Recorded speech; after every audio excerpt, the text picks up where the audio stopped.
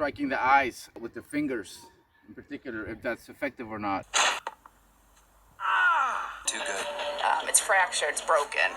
All right, think about it.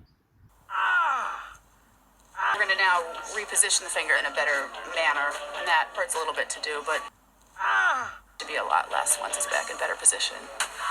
Your fist, your metacarpal. This is the bone that breaks the most in fights as far as when you break something when you're attacking, is the metacarpal. If this breaks a lot, when you're punching people in the head, whatever, what makes you think is gonna happen to your fingers?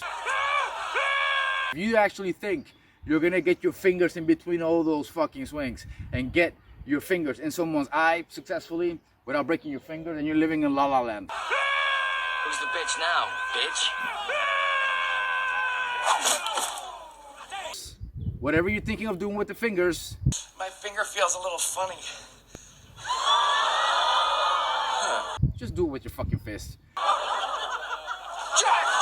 You wanna go for the throat, punch the throat. You wanna go for the eye, punch the eye. At least then you have a chance of not breaking something, and even then you might break your hand.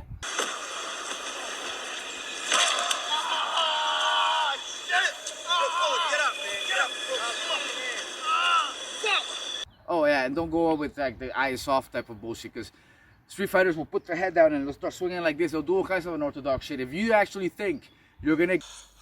Oh, thank God. For a minute there, I thought... You don't know what you're fucking talking about. You don't know nothing about fighting or self-defense. I'm practicing self-defense right now just by looking around me. That's the definition of self-defense. Like the number one rule is...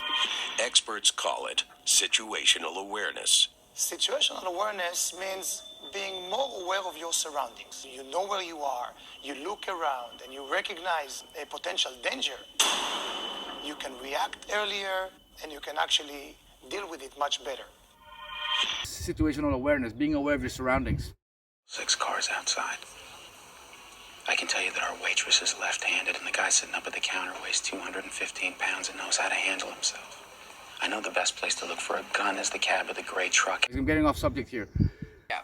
Okay, Look at it. Look at how painful it looks. And this is actually not that bad. It could be worse. So, that's it. So, next video, guys. Catch you later.